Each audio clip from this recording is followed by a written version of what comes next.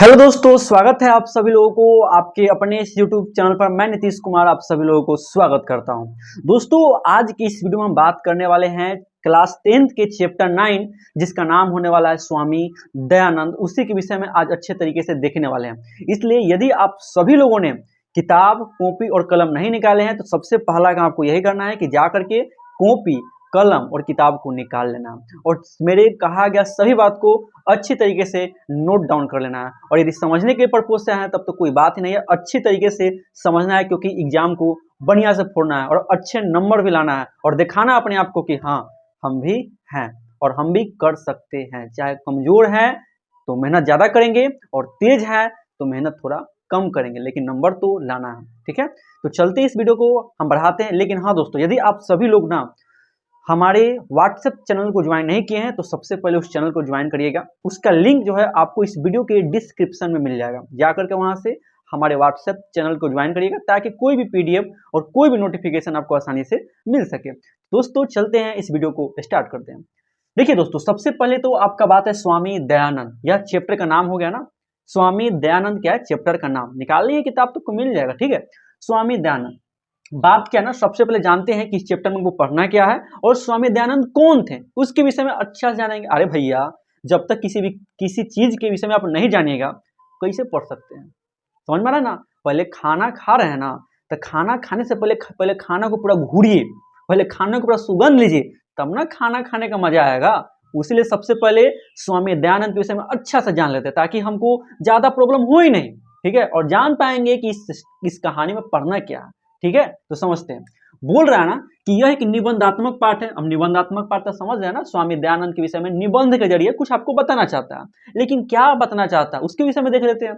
यह जिसमें जो है ना स्वामी दयानंद के विषय में बताया गया। किसके विषय में? स्वामी दयानंद के विषय में बताया गया। बहुत ही प्रसिद्ध व्यक्ति हुए भैया, मत कहिए।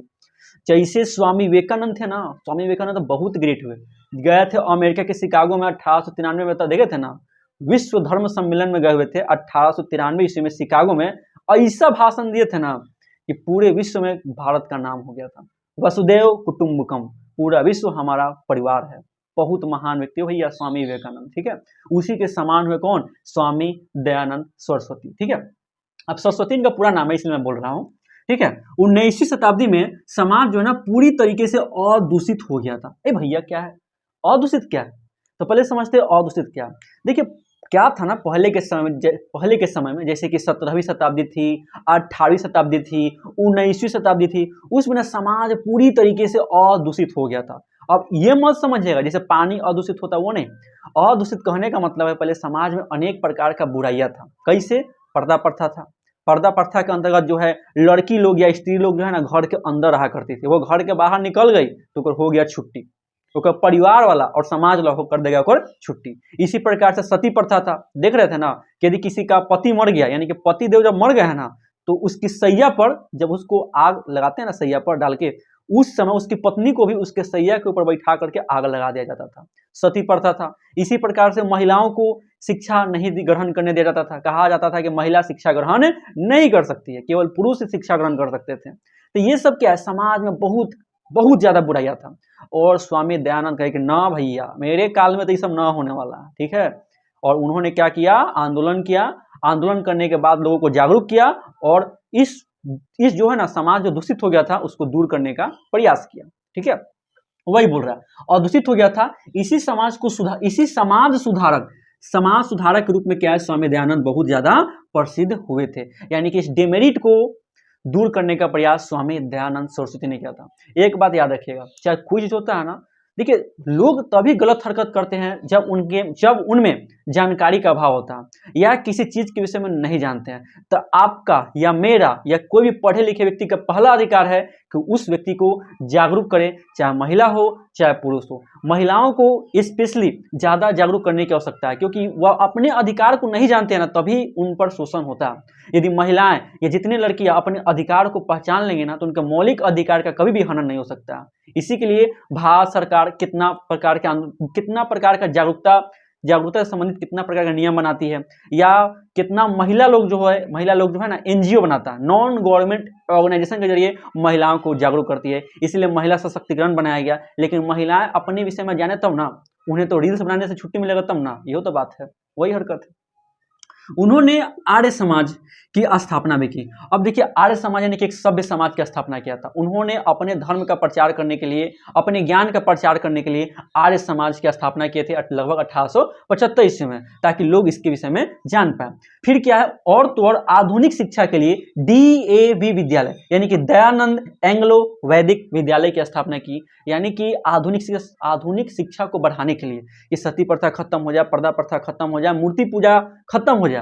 अब मूर्ति पूजा का क्या हिस्ट्री है वो आगे पढ़ेंगे, ठीक है।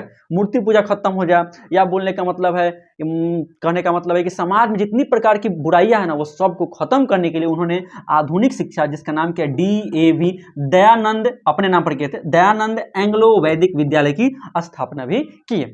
और पूरे चैप्टर में स्वामी दयानंद सरस्वती के विषय में अच्छे तरीके से सार बताया गया। पूरा एकदम डीपली जानेंगे कि उन्होंने क्या किए, इनका जन्म कब हुआ, इनका मृत्यु कब हुआ, और किस प्रकार से यह समाज में फैले और दूषित को मिटाने का प्रयास किए और इतना ज्यादा प्रसिद्ध होगा। ठीक है, चला जाए, स्टार्ट किया जाए, देखते हैं। चलिए दोस्तों, तो आप सभी लोगों ने किताब को निकाल लिए होंगे, और नहीं निकाले तो जल्दी का फटाक देंगे, जाइए और किताब को निकाल लीजिए, ताकि बढ़िया से पढ़ने में आएगा। ठीक है, चलिए आप सभी लोग पेज नंबर 68 और चैप्टर 9 निकाल लिए होंगे, जिसका नाम है स्वामी दयानंद। चलिए हम इसको पहले समझना स्टार्ट करते हैं। पहले क्या बोलते हैं जानते हैं, मध्यकाल में जो है ना, भारतीय समाज पूरी तरीके से अदूषित हो गया था। अब मध्यकाल कहने का मतलब है, जखनी कहने का मतलब हो गया कि आपका जखनी मुगल था, अकबर था, बाबर था, हुमायूं था, जहांगीर था, शाहजहां था, शेरशाह सूरी था, है ना, बहादुर शाह जफर आया, शाह आलम द्वितीय आया, ये सभी आए थे मुगल वंश के शासनकाल में। मध्यकाल में ही कहीं ना कहीं अंग्रेज हमारे देश में एंट्री किया था। उस समय भारतीय समाज पूरी तरीके से क्या हो चुका था, अदूषित हो चुका था, प्रदूषित हो गया था, अनेक प्रकार का बुराइयां उत्पन्न हो गया था। अब कौन कौन सा बुराइयां है, तो यह बोल रहा है कौन कौन सा बुराई है। तो पहले है जातिवाद। जातिवाद तो देखबे करते हैं, अपने जात को ऊंचा समझना, दूसरे के जात को नीचा समझना, ऐसे आप सभी लोग कहीं ना कहीं कॉमन करते होंगे, है ना। कहीं ना कहीं पूरे बिहार में बहुत जातिवाद देखने को मिलता है, फिर यूपी में जातिवाद देखने को मिलता है। ऐसे ज्यादातर देखिएगा कि जो हायर कैटेगरी होते हैं, लोअर कैटेगरी के साथ कितना ज्यादा शोषण करते हैं, मतभेद करते हैं, होता है कि नहीं होता, बहुत ज्यादा होता है। यादव कास्ट में देखने को मिलता है, बड़े कास्ट में देखने को मिलता है, सब जगह कहीं ना कहीं जातिवाद देखने को मिलता है। फिर अस्पृश्यता यानी कहने का मतलब होता है छुआछूत, होता है कि नहीं होता। देखिएगा डोम, चमार, पासी, दुसाध, जो छोटे छोटे कास्ट के लोग होते हैं, उनसे कोई टच होना पसंद नहीं करता था उस समय। हमेशा डोम चमार को ना नीचे बैठा के खाना खिलाया जाता था, हमेशा उसके साथ मतभेद होता था। आप सभी लोग कहीं ना कहीं डॉक्टर भीमराव अंबेडकर का नाम सुने होंगे, कितना ज्यादा उन पर शोषण अत्याचार हुआ था। उनके हाथ से ना कोई आदमी सिक्का लेना ही पसंद नहीं करता था। सिक्का लेता था तो धो करके लेता था, और कोई चीज को टच कर देते थे तो पूरा घर को गंगाजल से छीटा जाता था, और उसको गोबर से पहले लिपाई होता था ना, तो वो भी किया जाता था। बहुत बहुत ज्यादा मतभेद हुआ था। तभी ना जाकर के इतना उन्होंने अपने आप पर मेहनत किया ना, इतना रिसर्च किया कि आज दुनिया उन पर सर्च करती है, करती कि नहीं करती है। भारत का संविधान बनाया गया, और स्पेशली जो होता है छोटे कास्ट के लिए आरक्षण प्रदान करके गए हैं। पढ़िएगा तब ना पता चलेगा कि क्या आखिर एक्चुअली में मिस्ट्री क्या है। पढ़वे नहीं करिएगा तो कुछ पता थोड़ी चलेगा। इसलिए ज्ञान जानना बहुत ज्यादा जरूरी है। अपने अधिकार के लिए, अपने हक के लिए, जीने के लिए ज्ञान जरूरी है, इसलिए अच्छा से पढ़ाई करिए। ठीक है, उसके बाद क्या बोल रहा है, धर्म का आडंबर होना। धर्म का आडंबर करने का मतलब होता है धर्म की आलोचना करना। जैसे कि इस समय में पहले देखते थे आप कि हिंदू है, मुस्लिम है, सिख है, ईसाई है, पारसी है, यहूदी है, बौद्ध है, जैन है, अनेक प्रकार के धर्म निवास करते हैं। लेकिन देखते हैं हिंदू और मुस्लिम में कितना ज्यादा मतभेद होता है ना, बहुत बहुत ज्यादा मतभेद आपको देखने को मिलता है। तो ये धर्म की आलोचना करना सही बात नहीं है। सब धर्म एक है। हम लोगों का जो सनातन धर्म होता है, सबसे प्राचीन धर्म क्या है, सनातन धर्म। धर्म वास्तव में है क्या, लोग धर्म का मतलब ही उल्टा समझ लेते हैं। धर्म का मतलब लोग अनुयायी समझ लेते हैं, जो उसको फॉलो कर रहा है। नहीं, चाहे बाइबिल हो, चाहे कुरान हो, चाहे गीता हो, चाहे कोई हो, सब कहते हैं कि गॉड एक है। आप बस अपना कर्तव्य करिए, अपना रिस्पॉन्सिबिलिटी सही तरीके से निभाना, ठीक है, बाकी को देख लेगा लक्ष्य। उसके बाद बोला स्त्री शिक्षा। महिलाओं को शिक्षा देने के लिए मतलब कि प्रतिबंधित कर दिया गया था। बोला जा रहा था कि महिला लोग शिक्षा ग्रहण नहीं कर सकती है। ये बताइए कि यहाँ का न्याय हो गया।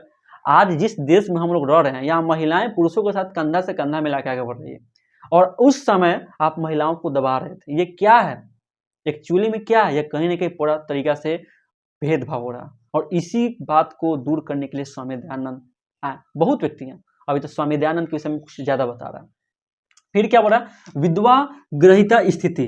अब देख रहे हैं ना, जिस व्यक्ति का सती प्रथा था, पर्दा प्रथा था। इसके साथ साथ विधवा ग्रहिता स्थिति कहने का मतलब है जिसका पति मर गया, उसकी पत्नी किसी दूसरे के साथ शादी भी नहीं कर सकती थी, ऐसा भी नहीं था। उसको जिंदगी भर इसी सिचुएशन में, इसी स्थिति में रहना होता था। और आज के टाइम में क्या है, किसी का तुरंत हस्बैंड मरता है, तुरंत वो लड़की जो है, यदि ज़्यादा लगाव नहीं है अपने हस्बैंड से, तुरंत जा करके दूसरा शादी कर लेती है। होता है कि नहीं होता? आप कहीं ना कहीं कॉमन करते होंगे, अपने सोसाइटी में हो या आप कहीं ना कहीं न्यूज पेपर में भी पढ़ते होंगे। ठीक है, तो ये सभी सिचुएशन था उस समय में कि विधवा जो है विवाह नहीं कर सकती है। ठीक है ना, वह अपने जीवन को वहीं रोक दे। इतना प्रकार के अदूषित हो गया था समाज, समझ सकते हैं आप। ठीक है, उसके बाद क्या बोलते देखते हैं। उसके बाद बोल रहे ना, अनेकों दलित जो है ना, अनेकों दलित जो है ना, उसको हिंदू समाज क्या करता था, तिरस्कार करता था। ठीक है, इसी विषम काल में 19वीं शताब्दी में एक महान समाज सुधारक के तौर पर कौन आता है, स्वामी दयानंद सरस्वती आते हैं। ठीक है, अब स्वामी दयानंद सरस्वती के इसमें पूरा विस्तार पूर्वक बताया गया। चलिए जानते हैं कि स्वामी दयानंद सरस्वती का विचार इतना क्यों प्रसिद्ध है और उन्होंने अपना जीवन में क्या क्या किए हैं, थोड़ा उनके जीवन के विषय में जानने का प्रयास करते हैं। देखिए, सबसे पहले बोलता है ना कि स्वामी दयानंद का जन्म जो है गुजरात के टंकरा नामक नगर में 1824 में हुआ था। मैंने यहाँ लिख भी दिया है कि जो स्वामी दयानंद थे ना, इनका जन्म जो है 1824 ईस्वी में गुजरात के टंकरा नामक नगर में हुआ था। ये ध्यान देना, बिहार बोर्ड से डायरेक्ट क्वेश्चन पूछता है। ये आपसे पूछेगा 2 नंबर में कि मध्यकाल में समाज कैसे अदूषित हो चुका था। तो आपको लिखना है कि मध्यकाल में जो समाज था, जातिवाद, अस्पृश्यता यानी कि छुआछूत, धर्म का आडंबर, स्त्री शिक्षा, विधवा ग्रहिता स्थिति, सती प्रथा जैसे कुरीतियों के कारण समाज पूरी तरीके से अदूषित हो चुका था। ये आपसे पूछेगा तो आराम से लिख दीजिएगा, हमेशा पूछता है। ठीक है, और स्वामी दयानंद का जन्म हुआ था 1824 में गुजरात के टंकरा में हुआ था। ये आपसे ऑब्जेक्टिव पूछेगा, अनेक रंग बिरंगा क्वेश्चन निकलता है, तो वहां काम कर लेना। ठीक है, फिर जो है जानते हैं स्वामी दयानंद का बचपन का नाम क्या था, मूल शंकर। क्या नाम था, मूल शंकर था। देख रहे हैं ना, एक नाम आपके माता पिता प्रदान करते हैं, वो सिंपल नाम होता है, और एक नाम ना आपको ये यहाँ के लोग प्रदान करते हैं, यहाँ दुनिया के लोग प्रदान करते हैं, और इसी नाम से क्या होता है, इतिहास में आप अमर होते हैं, चाहे कोई व्यक्ति हो। आप देख सकते हैं कि स्वामी विवेकानंद का नाम था नरेंद्र नाथ दत्त था, है ना, बचपन का नाम था, लेकिन लोग उन्हें स्वामी विवेकानंद कहने लगे।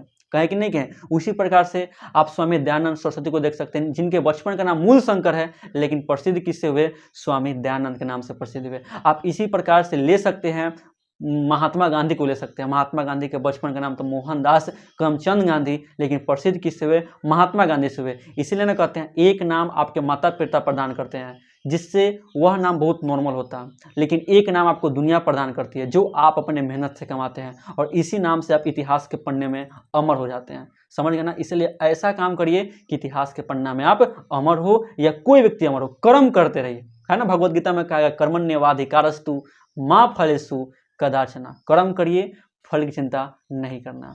फिर देखिए आगे क्या बोलते हैं जानते हैं, जो स्वामी दयानंद थे ना, इनका पूरा परिवार जो है ना शिव जी का उपासक था, यानी कि शंकर जी को बहुत बहुत ज़्यादा मानता था, और इनका फैमिली कर्म कांड से बिलोंग करता था। कर्म कांड आप सभी लोग कहीं ना कहीं सुने होंगे, किसी व्यक्ति का जब मृत्यु होता है ना, तो उसमें कर्म कांड किया जाता है। देखते हैं ना, 13वां होता है, शमशान घाट में चलाया जाता है, अनेक प्रकार की क्रिया विधि होती है, अनेक प्रकार का कार्य किया जाता है। तो जो इनके पिताजी थे ना, जो इनका पूरा परिवार था, वो कर्म कांड वाले परिवार से बिलोंग करता था, और शंकर जी का बहुत बड़ा उपासक था, यानी कि शंकर जी को कहीं ना कहीं वो मानता था। अब जानते हैं क्या हुआ, शिवरात्रि का दिन आया था। जानबे करते शिवरात्रि फरवरी महीना में होता है, पूरा जुलूस निकलता है, पूरा अनेक प्रकार का शंकर जी और पार्वती जी का क्या होता है, शादी रचाया जाता होता है कि नहीं होता, अनेक प्रकार का क्रियाकलाप किया जाता है। तो मतलब क्या हुआ ना, उसी उपासक में ना जो मूल शंकर थे अपने परिवार के साथ गए हुए थे। जो मूल शंकर समझ रहे हैं ना, स्वामी दयानंद अपने परिवार के साथ गए थे, चलो भाई चलते हैं, जुलूस देखेंगे कैसे शंकर जी और पार्वती जी का शादी होता है, उसी को देखने के लिए पहुंचे थे। अब जानते हैं होता क्या है कि जो शिवलिंग था, शिवलिंग देखते हैं ना, शिवलिंग के पास में जो प्रसाद चढ़ाया गया था, वो प्रसाद चढ़ाया गया था, वो प्रसाद जो है ना, जो प्रसाद चढ़ाया गया तो उसको मूसक लोग सेवन कर रहा था। मूसक समझते ना, यानी कि चूहा लोग क्या कर रहे थे, सेवन कर रहे थे, उसको भक्षण कर रहे थे। ठीक है, यानी कि जब रात्रि जागरण काल के दौरान जो है शिवरात्रि में मूल शंकर जो है उस जागरण में गए हुए थे, तो होता क्या है ना, जो शिवलिंग के पास में जो लड्डू गिरा रहता है, उसी का मूसक लोग या मूसक लोग क्या करता है, भक्षण करता है। इसको यह देखते हैं कौन, स्वामी दयानंद उसको अच्छे तरीके से देखते हैं, और जब देखते हैं तो कहते क्या है कि यह मूर्ति पूजा बेकार है, यह मूर्ति पूजा जो प्रतिमाया है यह नास्ती है, यानी कि उनका जो है ना मूर्ति पूजा के प्रति उनका विश्वास उठ गया। यदि भगवान में शक्ति होता तो गिरा हुआ जो पदार्थ था, गिरा हुआ जो लड्डू था, गिरा हुआ जो प्रसाद था, वो मुझसे क्यों भक्षण करता। वहां से उनको मूर्ति पूजा के प्रति अनास्था हो गया। वहां से उठ के वो क्या होते हैं, अपने घर चले जाते हैं। कहते हैं कि अब हम यहाँ नहीं रुकेंगे, ये मूर्ति पूजा का मतलब विरोध करना स्टार्ट कर दिए, अच्छे तरीके से विरोध करना स्टार्ट कर दिए, है ना। वही बात है। देखिए हिंदू समाज में ना हर एक कण कण में भगवान निवास करते हैं। हम लोग क्या कि हम लोग कुछ का चीज का पूजा कर लेते हैं, मिट्टी का पूजा कर लेते हैं, कुआं का पूजा कर लेते हैं। न बोलने का मतलब है आप सिलौटी का देखते हो, सिलौटी का पूजा कर लेते हैं, जिससे मसाला पिसा जाता है ना। भगवान का पूजा कर लेते हैं, पेड़ पौधा का पूजा कर लेते हैं, पक्षी का पूजा कर लेते हैं, कुत्ता का पूजा कर लेते हैं, है ना। पति पत्नी का पूजा कर लेती है, यानी कि हर एक चीज का पूजा कर लेते हैं। यही तो हम सनातन धर्म की खूबी है। कहते हैं कि भगवान सब जगह निवास करता है, इसीलिए हम हर एक चीजें का पूजा कर लेते हैं। होता है कि नहीं होता। लेकिन स्वामी दयानंद का मूर्ति पूजा के प्रति अच्छा तरीके से अनास्था हो गया, क्योंकि भक्षण करा था कौन, चूहा। वहां से उठ के क्या होते हैं, घर चले आते हैं। ठीक है। उसी 2 वर्ष के अंदर में जब स्वामी दयानंद घर आ गए थे ना, उसी 2 वर्ष के अंदर में ना उनकी एक बहुत ही प्रिया थी जिसका नाम था स्वसु। क्या नाम था, स्वसु। प्रिया थी जिसका नाम था स्वसु, उसका निर्धन हो गया। बहुत ज्यादा प्रिय थी। स्वसु का जैसे निर्धन होता है ना, ये बहुत मतलब कि बहुत ज्यादा चोट लगता है, अपने हृदय पर बहुत ज्यादा चोट लगता है। ठीक है। और यहीं से क्या होती है, वैराग्य की भावना ग्रहण कर लेते हैं। वैराग्य यानी कि सन्यासी बन जाते हैं। कहते हैं कि अब दुनिया में कुछ नहीं है, दुनिया मोह माया से भरा हुआ है, वहां से सन्यासी बनने के लिए निकल जाते हैं। वैराग्य की भावना निकल जाती है। ऐसा हमेशा होता है जब व्यक्ति जो होता है ना, किसी बहुत ही अपने या खास को जब खो देता है ना, तो व्यक्ति को इस दुनिया से विश्वास उठ जाता है, और वह व्यक्ति अंत में क्या होता है, वैराग्य की भावना को ही अपनाता है। चाहे कोई व्यक्ति हो, आप देखते होइएगा। ठीक है। मतलब कि होता है तो बस होता है। बहुत व्यक्ति किसी से बहुत ज्यादा लगाव ना हो जाता है, बहुत ज्यादा लगाव हो जाता है, इसलिए प्रॉब्लम उसको होता है। ठीक है। अब आप लोग इतना लगाव नहीं करिएगा, वैराग्य की भावना आप लोगों को धारण नहीं करना। ठीक है। उसके बाद देखिए क्या बोल रहा है, जैसे उनमें वैराग्य की भावना आती है, वहां से निकलते हैं और सबसे पहले अनेक सन्यासी के साथ कहाँ पहुंचते हैं, मथुरा। कहाँ पहुंचते हैं, उत्तर प्रदेश के मथुरा। ठीक है। मथुरा डिस्ट्रिक्ट में गए, वहां गए स्वामी विरजानंद के पास जाते हैं। बहुत अच्छा स्वामी थे, बहुत बढ़िया, बहुत अच्छा पढ़ाते थे। ठीक है। स्वामी विरजानंद के पास जाते हैं और आरसा ग्रंथ, कौन सा ग्रंथ से, आरसा ग्रंथ। ये एक प्रकार ग्रंथ है, जैसे भगवत गीता ग्रंथ है, जैसे कि बाइबल ग्रंथ है, जैसे कि कुरान ग्रंथ है, उसी प्रकार से आरसा ग्रंथ जो है ना, हिंदुओं का एक ग्रंथ है। ठीक है। तो आरसा ग्रंथ से उन्होंने शिक्षा ग्रहण करना स्टार्ट किया। विरजानंद ने कहा कि तू आरसा ग्रंथ से शिक्षा ग्रहण करो। स्वामी दयानंद जो है उसी ग्रंथ से शिक्षा ग्रहण करना आरंभ करते हैं, और पूरा अच्छे तरीके से। उसके बाद जानते हैं, जब उन्होंने आरसा ग्रंथ से शिक्षा ग्रहण किया, उसके बाद वैदिक धर्म का प्रचार प्रसार करना स्टार्ट कर दिए। जो वेद जो होता है ना, देखिए वेद का ज्ञान बहुत कम लोगों को होता है। वेद का ज्ञान सबको नहीं हो सकता। वेद बहुत डिफिकल्टी चीज है। आप लोग भी कहीं ना कहीं वेद का नाम सुनते होंगे, आप लोग भी कहीं ना कहीं भगवत गीता का नाम सुनते होंगे, आप लोग भी कभी कहीं ना कहीं अनेक प्रकार के ग्रंथ का नाम सुनते होंगे, लेकिन क्या आपने उसके बारे में पढ़ा है, नहीं। आप केवल हमसे या किसी व्यक्ति से सुनते होंगे, है ना, या न्यूज में देखते होंगे या मोबाइल पर सुनते होंगे, लेकिन आपने कभी उसे टच नहीं किया। ठीक है। तो बस प्रॉब्लम कहाँ है कि हम लोग केवल सुनते हैं लेकिन पढ़ते नहीं। लेकिन वेद मतलब ब्रह्मा जी का ज्ञान, जिनको ब्रह्मा जी ने उपदेश दिया और वेद व्यास ने लिखा, समझ गए ना, वेद बहुत बड़ा ज्ञान का स्रोत है। तो उन्होंने सबसे पहले कहा कि हम वेद का प्रचार करेंगे, वैदिक ज्ञान का उन्होंने प्रचार करना आरंभ किया। ठीक है। और तो और क्या हुआ, जब इनका छुट्टी हो रहा था, जब पूरा ज्ञान ग्रहण कर लिए, तो विरजानंद ने इनको उपदेश दिया कि तुम जाओ वैदिक धर्म का प्रचार करो, वेद का प्रचार करो, सत्य का प्रचार करो, और जितना तुम ज्ञान हासिल किया ना, अपने जीवन में क्या करो, शामिल करो, अपने जीवन में उसे अपनाओ और लोगों को भी शिक्षित करो। देखिए ज्ञान एक ऐसा चीज होता है ना, ज्ञान कहने का मतलब ज्ञान क्या है, वास्तव में जो ज्ञान होता है ना, एक रोशनी के समान होता है, जो अंधेरे में क्या करता है, प्रकाश कर देता है, उसे बोलते हैं ज्ञान। यानी कि आपका ज्ञान, आप में नॉलेज झलकना चाहिए कि आप में क्या नॉलेज है, आपके पर्सनालिटी, आपके एटीट्यूड, आपके मतलब कि हर एक चीज में जो वर्ड बोल रहे हैं ना, उसमें ज्ञान झलकना चाहिए कि हाँ आप पढ़े लिखे व्यक्ति हैं। पढ़े लिखे व्यक्ति का यही तो स्वभाव होता है, उसका जुबान ज्यादा काम करता है, और जुबान जब काम करता है ना, तो सब लोग उसे अपनाते हैं, कोई उसे इग्नोर नहीं कर सकता। ठीक है। यह ज्ञान होता है। आप जिस फील्ड में जाइए ना, उस फील्ड में धमाल मचा दीजिए, यह है ज्ञान का पावर। तो आपको सही तरीके से पहले पढ़ना पड़ेगा, सही तरीके से पहले नहीं पढ़ेगा तो कैसे बोलिएगा। आपको किसी चीज के समय बोलना है तो पहले जानना पड़ेगा, जानने के बाद समझना पड़ेगा, समझने के बाद बोलना पड़ेगा, और बोलने के बाद उस पर तर्क करना पड़ेगा, और जब तर्क करेंगे तो आप रियल ज्ञानी होगा, रियल ज्ञानी होगा। ठीक है। तो वही होता है, गए वैदिक धर्म का प्रचार करना स्टार्ट किए, सत्य का प्रचार करना स्टार्ट किए, और कहने का मतलब है उस ज्ञान को अपने जीवन में शामिल किए। ठीक है। सबसे पहले इन्होंने धर्म का आडंबर करना बंद किया। जो व्यक्ति धर्म की आलोचना करता था, इसका इन्होंने पूरा विरोध किया, और अनेक प्रकार के पंडितों को पराजित किया अनेक प्रकार के पंडित। अब देखिए हमारे समाज में अनेक प्रकार के पंडित होते हैं, जो कास्ट से तो पंडित हैं, ठीक है, लेकिन कहीं ना कहीं उनमें ज्ञान का अभाव होता है। आप लोग भी कहीं ना कहीं पूजा पाठ में आते देखते होंगे कि पंडित जी आते हैं, चुपचाप आए, किताब खोले, किताब पोथी पत्र खोले और बोलना स्टार्ट किए, भले उनको खुद मतलब पता हो या ना पता, बोलना स्टार्ट करते हैं। अब बस हुआ, दक्षिणा लाई 1000 1 रुपया, 1500 1 रुपया, बोलते कि नहीं बोलते हैं, बोल के वहां से निकल जाते हैं। तो इस प्रकार के अनेक प्रकार के पंडितों को उन्होंने पराजित किया ज्ञान के तौर पर, है ना, ज्ञान के तौर पर पराजित किया और दिखाया कि हाँ हम जो बोल रहे हैं वो सही है। इसलिए ना कहते हैं सबसे पहले आपको पढ़ना पड़ेगा, इतना पढ़िए कि जितना लोग आपके अंडर कंट्रोल में उसको आप चुप करा सके, और उसके बाद आप धर्म का प्रचार करिए, उसके बाद आप ऐसा चीज बोलिए कि वह ज्ञान साबित हो जाए, ठीक है। अब आपको जन्म नहीं करिएगा, जाकर बकर बकर बोलिएगा तो कोई वहां पहुंच के आपको शांत कर देगा। इसलिए पहले खुद में नॉलेज करिए, वो प्योर सब्सटेंस, दिखावटी नॉलेज नहीं होना चाहिए, ठीक है। देखे ना स्वामी दयानंद पढ़ने के बाद पहले जाकर पंडित को चुप कराते हैं। जो पंडित लोगों को मूर्ख बनाता था, जो पंडित बताता था कि नीच है, ये दुसाध है, ये डोम है, चमार, इससे दूर रहो, वही ना बोलते थे। इसलिए पहले उनको चुप कराएं, ठीक है। देख रहे ना कितना अच्छा काम कर स्वामी दयानंद। अब देखते हैं कि आगे क्या पॉइंट है, इसको मिटा करके मैं नोट डाउन कर देता हूं। यदि आप लोग नहीं लिखे हैं जिसको स्क्रीनशॉट लेके जरूर लिख लेंगे, ठीक है। चलिए देखिए अब जानते हैं अब क्या है। अब कहानी में थोड़ा क्रेज आता है, समझ गए ना, अब क्रेज क्या थोड़ा समझने का प्रयास करते हैं। स्वामी दयानंद आरसा ग्रंथ ग्रहण कर लिए, गुरु जी उसको बता दिए कि जाओ बालक तुम ये काम करो। स्वामी दयानंद निकल गए गुरु के बात को फॉलो करने के लिए। अब जाते हैं ना तो सबसे पहले समाज में गए, और वहां जाने के बाद जानते हैं स्त्री शिक्षा, सबसे पहले बोले कि अब स्त्री लोग शिक्षा ग्रहण करते हो। समाज में सभी स्त्री को जागरूक करना स्टार्ट किए कि आप लोगों को शिक्षा ग्रहण करने का मूल अधिकार है, आप लोग ग्रहण करिए। उसके परिवार को समझना स्टार्ट किए।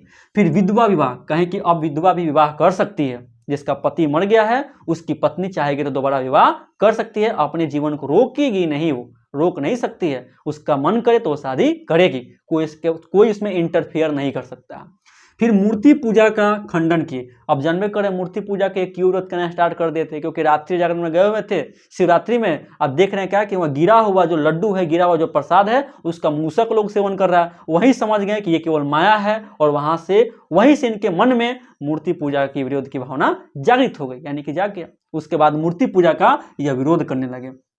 छुआछूत होता है ना, छोटे कास्ट बड़े कास्ट में जो छुआछूत होता है, डोम चमार पासी दुसाध, या बड़े कास्ट जैसे कि ओबीसी जनरल होता, ये जो छुआछूत होता है ना उसको खत्म करने का प्रयास किया। कहे कि सब जात एक है, ह्यूमैनिटी सबसे बड़ा धर्म होता है, मानवता, कोई धर्म नहीं है, हिंदू मुस्लिम सिख ईसाई कुछ नहीं, सबसे बड़ा चीज क्या होता है, मानवता, ह्यूमैनिटी, यही भगवान बोलते हैं। आप सोचिए कि भगवान यदि धरती पर आएंगे तो क्या वो देखेंगे कि यह हिंदू है तो इतनी ज्यादा मदद करेंगे, अब मुसलमान को कम मदद करेंगे, बुद्ध को कम मदद करेंगे, सिख को कम मदद करेंगे, क्या भगवान का भेदभाव करेंगे? नहीं। रियल व्यक्ति कभी किसी के साथ भेदभाव नहीं कर सकता, वही ह्यूमैनिटी है, वही भगवान का दूत है, सब कुछ कृत यही। और जात तो दो होबे करता है पूरे पृथ्वी पर, एक हो गया स्त्री और एक हो गया पुरुष, बाकी जात तो ये मोह माया, यानी कि ये सब कहीं ना कहीं क्रिएट किया गया, ठीक है। दो को तो जाते भगवान बनाए थे। उसके बाद देखिए क्या छुआछूत दूर करने का प्रयास किया, या इत्यादि इसके जैसा अनेक प्रकार के बुराइयों को इन्होंने दूर करने का महान प्रयास किया, और इसका निवारण करने का भी प्रयास किया। बड़े लोगों का सोच भी तो ये होता है, सबसे पहले वो प्रॉब्लम को निकालते हैं, प्रॉब्लम को निकाल करके उसको समझाएंगे, उसको बताएंगे और निवारण करते हैं, उसका सोल्यूशन भी देते हैं, ऐसे इसका सोल्यूशन होगा, ठीक है। केवल प्रॉब्लम निकाल के भागने वाला काम नहीं करते हैं, उसका निवारण बताते हैं कि ये जरूरी है, इसलिए जरूरी है, ठीक है, वही बता रहे हैं।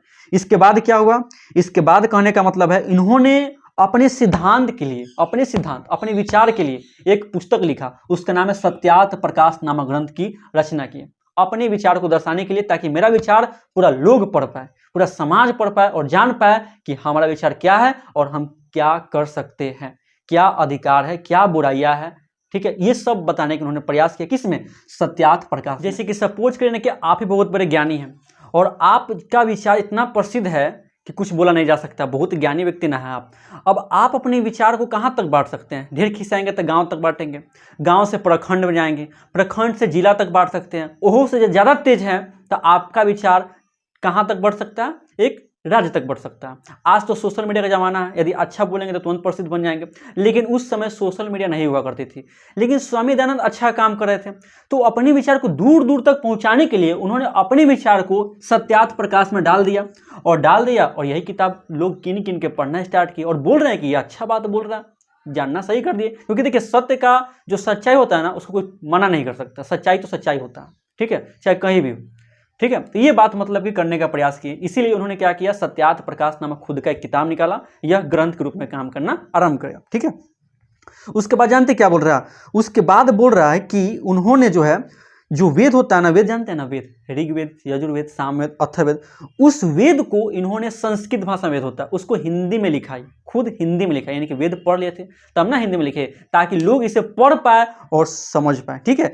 और तो जानते हैं प्राचीन शिक्षा था, पहले के टाइम में क्या था, प्राचीन यानी कि प्राचीन मतलब पुराना शिक्षा था, उस शिक्षा को दूर किए और आधुनिक शिक्षा को जगाने का प्रयास किया। आधुनिक शिक्षा कि समय के साथ व्यक्ति को आगे बढ़ना जरूरी है, यदि आप समय के साथ आगे नहीं बढ़ेंगे तो समय आपको रुला देगा। कहते हैं ना, समय से पहले सुधर जाइए, नहीं तो समय सुधारता है तो व्यक्ति को बहुत बहुत ज़्यादा रोना पड़ता है। इसलिए समय से पहले सुधर जाइए, देखिए कि हम गलती क्या कर रहे हैं, नहीं तो जब समय सिखाएगा ना तो मत पूछिए, बड़ी पिटान पिटता है, समझ गए ना। ये ऐसा दर्द होगा जो किसी को बता भी नहीं सकते हैं, समझ गए ना। इसलिए बहुत बहुत दिक्कत है यहाँ। उसके बाद जानते उन्होंने क्या किया, इन्होंने 1875 ईस्वी में आर्य समाज की स्थापना करते हैं। कहाँ, मुंबई में आर्य समाज की स्थापना करते हैं। यहाँ मूर्ति पूजा का विरोध करना आरंभ करते हैं, लोगों को शिक्षित करने का प्रयास करते हैं। एक सभ्य समाज था जहाँ पे जो लोग जाएगा ना वो आर्य समाज को अपना लेगा, यानी कि स्वामी दयानंद के विचार पर क्या करना पड़ेगा, काम करना स्टार्ट कर देगा। जैसे कि सपोज करिए कि किसी का नाम कुछ भी है, आलोक है या राहुल है या जो है, वो बहुत पढ़ा लिखा व्यक्ति है, बहुत ज्ञानी व्यक्ति है, वह एक नया दुनिया बनाना चाहता है, इसलिए उसने क्या किया, राहुल समाज की स्थापना कर दिया। अब जितना व्यक्ति उसमें जाएगा वह एक नया सोसाइटी को अपना लेगा, उसका व्यवहार, उसका थिंकिंग, उसका पर्सनालिटी, उसका एटीट्यूड सब उसकी के भांति हो जाएगा। जैसे कि बौद्ध धर्म को देख सकते हैं, गौतम बुद्ध का जब मृत्यु हुआ, जितने लोगों ने गौतम बुद्ध को अपनाया उन्हीं के विचार पर चलना आरंभ कर दिया। आप देख सकते हैं इसी प्रकार से जैन धर्म हो गया, इसी प्रकार से हिंदू धर्म हो गया। यह डेवलप है क्योंकि इसको ज्यादा लोग फॉलो करते हैं, और वो अनफॉलो है यानी कम लोग उसको मानते हैं। इसी कारण से आर्य समाज थोड़ा कम प्रसिद्ध है, यदि ज्यादा होता तो वो भी एक धर्म बन जाएगा। ठीक है, वही बात बोल रहा है कि आर्य समाज की स्थापना उन्होंने जो है मुंबई में किया था। कब किया था, 1875 ईस्वी में। ये सब लाइन इंपॉर्टेंट है, ध्यान दीजिएगा। सत्यार्थ प्रकाश की रचना कौन की, दयानंद सरस्वती। आर्य समाज की स्थापना कौन किए, दयानंद सरस्वती। कब किए, 1875 में किए। कहाँ किए, मुंबई में किए। ये सब क्वेश्चन है, इस सबको अच्छा तरीका से ध्यान देना। अब जानते हैं अब क्या बोल रहा है कि आर्य समाज की जो शाखा है ना, आजकल पूरे देश में और विदेश में फैल चुका है। अब आर्य समाज जो है ना, इतना अच्छा ही संस्था काम किया कि अपने देश में तो है ही, साथ साथ अनेकों देश में खुल गया। जैसे कि आप जापान बोल सकते हैं, जैसे कि श्रीलंका बोल सकते हैं, जैसे कि नेपाल बोल सकते हैं। अनेक देश में इनका संस्था खुला। ज़्यादातर इसकी संस्था एशिया महाद्वीप में ही पड़ेगी, यूरोप में बहुत कम संस्था। जो भारत गए ना वही मतलब कि इसका प्रचार करते हैं वहाँ। ठीक है, यही बोल रहा है। और जानते हैं उन्होंने अपनी शिक्षा के लिए एक नई पद्धति का विकास किया, गुरुकुल पद्धति। ठीक है, और उन्होंने अपने विचार को वहाँ डिस्ट्रीब्यूट करने का प्रयास किया। जितने भी नए नए लोग होते हैं, जितने भी नए नए बालक होते हैं, उसको जो है ना अपने विचार से पढ़ाना स्टार्ट किया। ठीक है, उसका नाम पड़ गया DAV विद्यालय, यानी कि दयानंद एंग्लो वैदिक विद्यालय। दयानंद एंग्लो वैदिक विद्यालय। इस गुरुकुल में अपने विचार को बांटना स्टार्ट किए, क्या होता है आधुनिक शिक्षा वो बताना स्टार्ट किए, यानी कि एक शिक्षा की नई पद्धति से बच्चों का विकास करने के इन्होंने प्रयास किया। अब वही ना बात बोल रहे हैं कि यदि आप बहुत ज़्यादा ज्ञानी व्यक्ति, बहुत ज़्यादा प्रसिद्ध व्यक्ति हैं, तो आप भी यही हरकत करिएगा। लोगों को जागरूक करना है तो किताब लिखिएगा, और बच्चों को जागरूक करना है तो स्कूल खोलिएगा, तब ना डिस्ट्रीब्यूट कर सकते हैं। चाहे आप हो या हम हो या कोई व्यक्ति हो, यही प्लानिंग करता है, यही सोचता है। सिंपल सी बात है।